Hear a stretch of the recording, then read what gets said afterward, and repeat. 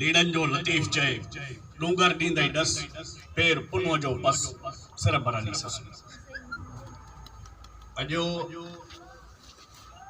हुन जगह ते हुन सरज़मीन ते आऊं आयो आहियां जिते 88 99 खां वठी कामरेड मोहम्मद खान गुलाम हैदर बरकत चाचो खान ॿियनि वटि असीं ईंदा रहिया आहियूं ऐं अॼु त मूंखे साईं असांजो दोस्त पुराणा जिन खे साल थिया आहिनि जिन जे शिकिल ऐं ॾिसंदे सिकंदा हुआसीं उहे बि असांखे नज़र आया आहिनि सो ख़ैबर इनकलाबी माण्हुनि जो शहर रहियो आहे मोहम्मद खान हारी कमेटीअ में रहियो आहे ऐं मूंखे ख़ुशी थी आहे त अॼु हुनजो औलाद वरी हिकिड़ो इनकलाबी छाल खयो आहे हिकिड़ो इनकलाबी क़दम खयो आहे छो त जंहिं माण्हूअ में जीन्स हूंदा आहिनि उहे जीन्स मरंदा न आहिनि उहे पंहिंजी क़ुवत ऐं जदोजहद सां हीउ जेको प्रेस क्लब दोस्तनि क़ाइमु कयो आहे उहो हिकिड़ो ख़ुशि आईंदड़ अमल आहे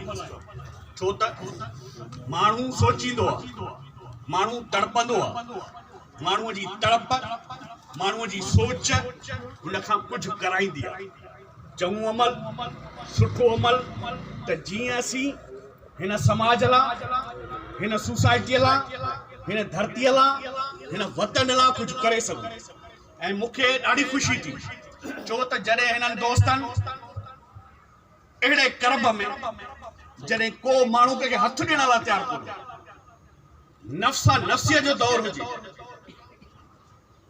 उन दौर में हिननि ज़िंदा दिल नौजवाननि हिन प्रेस क्लब जो बुनियाद विझी इहो साबित कयो त अञा रण मां रण अचे पई मता ईअं सम्झी मता मोर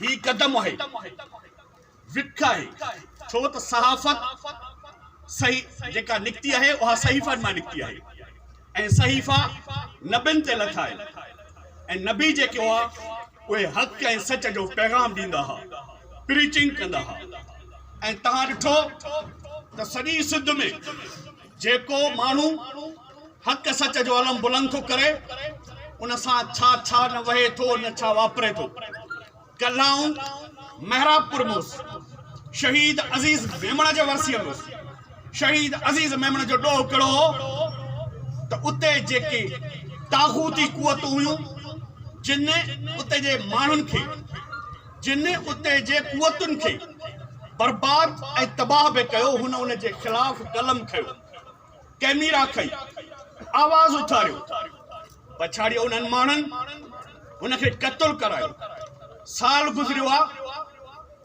अॼु ॾींहं ताईं एजेंसियूं ॿियूं टियूं हिकिड़ा मिसकीन लाग मार्च असांजा माण्हू करे था वञनि जिन जूं न्याणियूं ओबाड़े पहुतियूं आहिनि उन्हनि लाइ त ही मोतबर आहिनि उन्हनि ते त ही तशद्दुद कनि था पर जेके असांजा प्यारा हक़ ऐं सच जे हिन जदोजहद में शहीद थी विया आहिनि उन्हनि जे कातिलनि खे पकड़ण लाइ तयारी कोन्हे उन करे हीअ सहाफ़त कंडनि जी सहज आहे हीअ सहाफ़त कलम जो हुरमत ऐं कलम जे इज़त रखण जो नाम आहे उन करे जेको माण्हू इज़त ऐं वकार सां हिन समाज में जीअंदो ऐं समाज में हलंदो त उन सां ॾुखियायूं थींदियूं उन करे ही सहाफ़त को नंढड़ी शइ कोन्हे ही सहाफ़त जहाद जो नालो आहे तव्हांखे ख़बर आहे मटियाड़ीअ में घणा गैस जा खूह निकिता आहिनि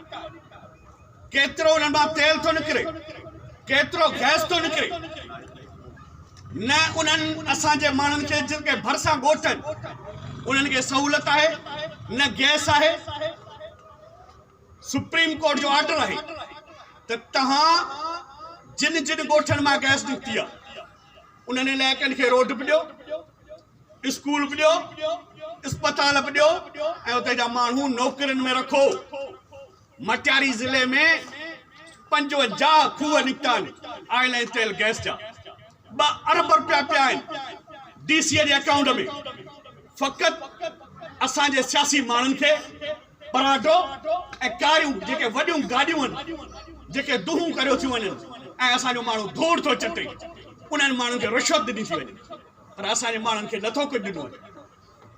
वरी सीपेक तरफ़ां बिजली घर आहे जंहिंमें हज़ारे माण्हू आहिनि, बिजली ठहे किथे थर में, अचे हिते वञे किथां थी, उन में असांजे माण्हू खे रुपयो बि नथो मिले।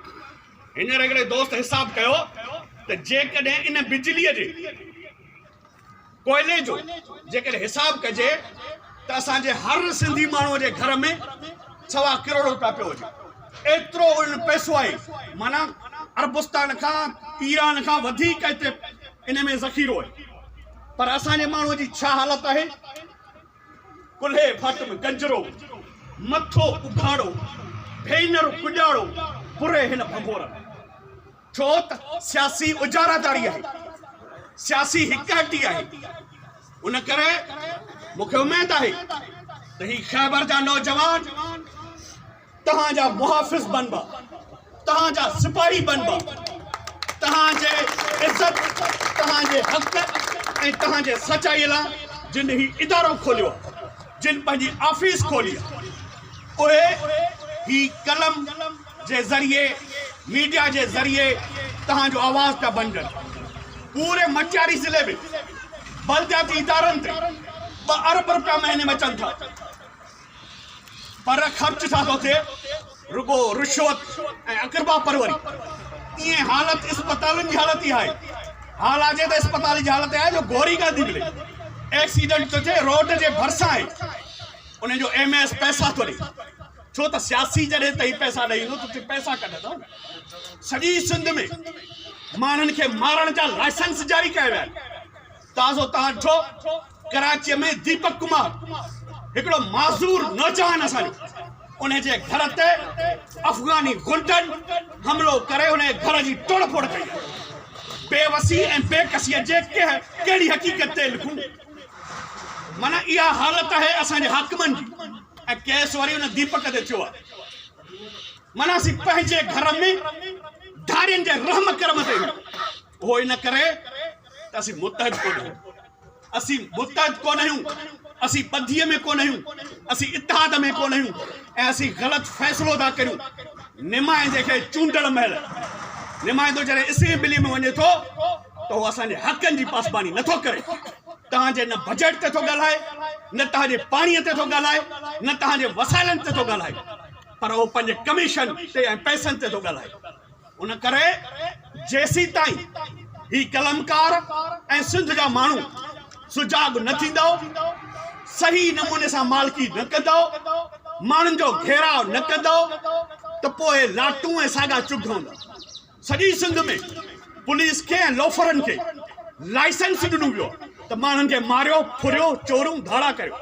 मटियारी ज़िले में उहो ॾींहुं ख़ाली कोन्हे जेॾी धाड़ो कोन्हे, जेॾी फुर कान्हे, जेॾी मोटरसाइकिलनि जी फुर कान्हे। केरु थो उन्हनि जी सरपरस्ती करे?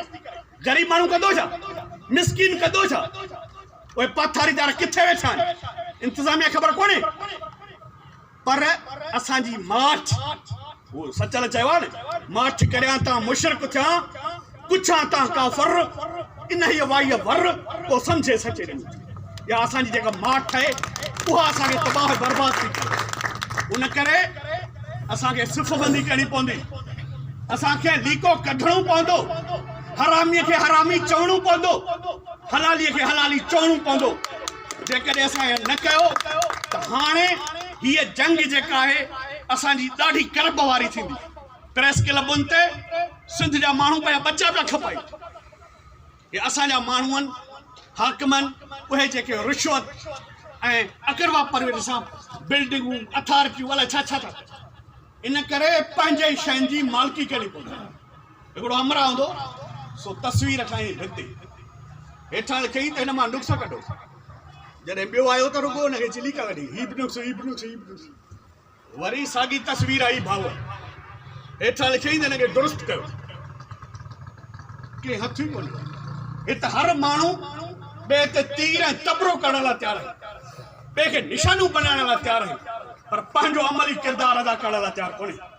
उन करे सिंध जा माण्हू हाणे वक़्तु अची वियो आहे त पंहिंजे हक़नि जी मालिकी पाण कयो, पंहिंजे इदारनि जी मालिकी पाण कयो, ऐं जेके नौजवान अॼु ख़ैबर जो आवाज़ बणिया आहिनि, हिन ॻोठ जो आवाज़ बणिया आहिनि, ही तव्हांजी ज़बान बणिया आहिनि, छो त ही प्रिंट मीडिया जो दौर आहे, इलेक्ट्रॉनिक मीडिया जो दौर आहे, जंहिंखे रुॻो भितर लॻंदो पूरी दुनिया ॾिसंदी। उन्हनि माण्हुनि जी हैसला शुकनी न कयो, उन्हनि जी ज़हनी पुस्तगी न कयो, उन्हनि जी मालिकी कयो, उन्हनि जा हथ मज़बूत कयो, छो त ही तव्हांजो आवाज़ बनबा, भोतार वॾेरा तव्हांजो आवाज़ कोन बनबा, मीडिया बनबी, माण्हू बनबा, ही समाज जे सुधारण लाइ, सोसाइटी खे डायरेक्शन ॾियण लाइ लिखंदा। इन करे हिननि जी पर घोर लहो, हिननि खे मज़बूत कयो, हिननि खे हिम्मत अफ़ज़ाई कयो त जीअं ही जेके मटियारी ज़िले में रोड रस्ता सभु तबाह लॻा, स्कूलनि उन्हनि में बिल्डिंगूं कोन्हे, उन्हनि में फर्नीचर कोन्हे, हालत कहिड़ी अहिड़ी हालत आहे जो छा रोअण थो अचे, अहिड़ी ज़िले जी हालत। ज़िलो केतिरो आहे, नंढड़ो आहे, 3 तहसील ते मुश्तमिल आहे ऐं ज़रख़ेज़ ज़िलो आहे, उन में रोड कोन्हनि, स्कूल कोन्हनि, ड्रेनेज सिस्टम कोन्हे, छो कोन्हे? रुॻो असांजी लापरवाही ऐं सुस्ती आहे, छो त जॾहिं असां वटि केरु अचे थो त असीं हुनखे बख़्श करे पुछाणूं नथा कयूं। 50-75 ईअं कोन्हे, उते मूंखे हिकिड़े दोस्त ॿुधायो ते पाणी बीठो, उहे में हिनखे वठी आया, हिन पाणी मां गहलियोसि, चवण असां तोखे वोट ॾिनो आहे न, ही छो पाणी बीठो आहे? इन करे ॻाल्हाईंदव, पंहिंजे मसइले लाइ उथंदव, पंहिंजे हक़ लाइ मैदान कंदव, मां ठिकान कबी कुछ बि। उन करे असांखे हिननि दोस्तनि जिन बुनियाद विधो आहे, नौजवाननि, हिननि जी तरबियत बि करणी आहे, हिननि खे सलाह बि ॾियणी आहे, हिननि जी मदद बि करणी आहे, त जीअं ही ख़ामोश न थीनि, हिननि जा जज़्बा जेके आहिनि उहे जवान बणजनि। ऐं तव्हां सां वाइदो थो कयां, जहिड़ो मुंहिंजो हाल आहे उहो मुआशी हाल आहे, जेको बि हाल आहे हर महाज़ ते तव्हां सां गॾु हूंदुसि, तव्हां सां गॾु रहंदुसि। ॾुखियूं